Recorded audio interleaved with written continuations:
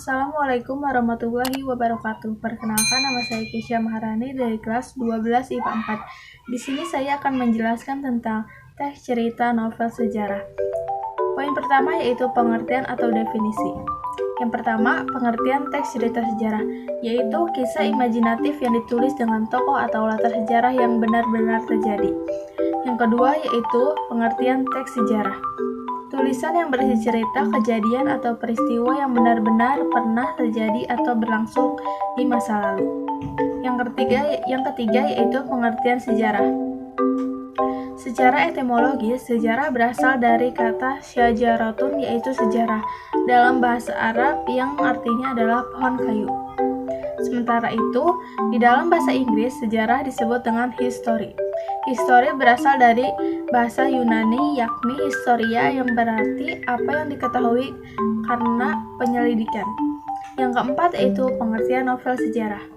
Novel sejarah berarti tulisan imajinasi atau prosa fiksi yang bertokoh atau berlatar peristiwa sejarah yang ditulis menggunakan gaya novel, berarti dibahas secara panjang lebar dan mendetail.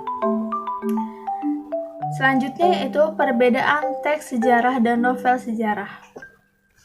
Kesimpulannya, teks sejarah adalah fakta, sementara teks cerita dan novel sejarah adalah imajinasi atas fakta.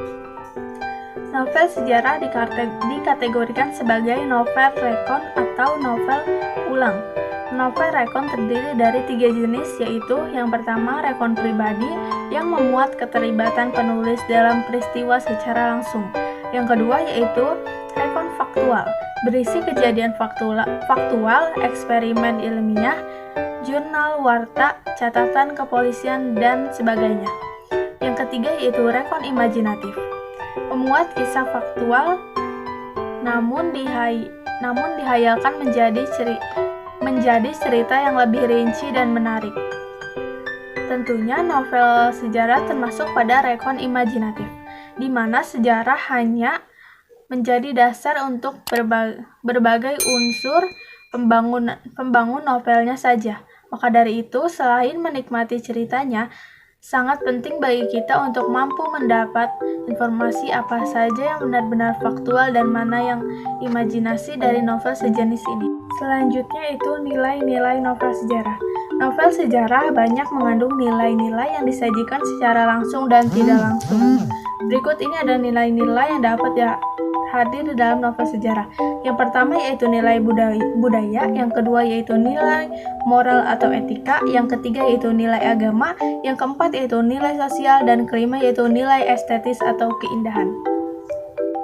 Selanjutnya yaitu menentukan hal menarik dari novel sejarah.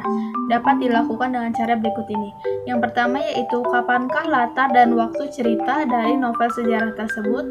Yang kedua yaitu di manakah latar novel sejarah tersebut. Yang ketiga yaitu peristiwa apa yang dikisahkan.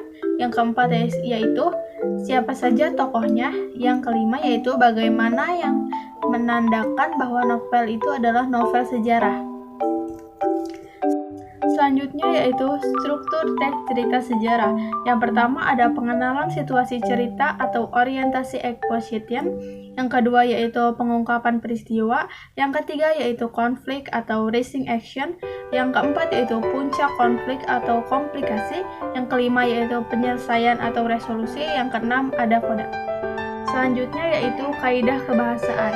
Yang pertama yaitu menggunakan banyak kata kerja yang menggambarkan suatu tindakan atau bisa disebut kata kerja material. Contohnya yaitu menggores, mendayung, dan menggenggam. Selanjutnya yaitu banyak menggunakan kalimat tidak langsung dalam menceritakan tuturan tokoh. Contohnya yaitu menceritakan bahwa, mengungkapkan, menurut, mengatakan bahwa, dan menuturkan. Yang ketiga yaitu banyak menggunakan kata kerja yang menyatakan suatu yang ada di dalam pikiran tokoh, kata kerja mental. Contohnya yaitu mengharapkan, mendambakan, merasakan, menganggap, dan menginginkan. Yang keempat yaitu menggunakan kata kerja atau descriptive language untuk menggambarkan tokoh, tempat, atau suasana. Yang kelima yaitu menggunakan kata sifat atau descriptive language untuk menggambarkan tokoh, tempat, atau suasana. Selanjutnya yaitu langkah menyusun teks cerita sejarah. Yang pertama ada menentukan topik yang akan dibahas. Yang kedua yaitu mengumpulkan data-data sejarah yang akan digunakan. Yang ketiga yaitu menjabarkan topik ke dalam judul. Yang keempat yaitu membangun kerangka karangan. Yang kelima yaitu menentukan ide pokok yang akan digunakan pada setiap paragraf.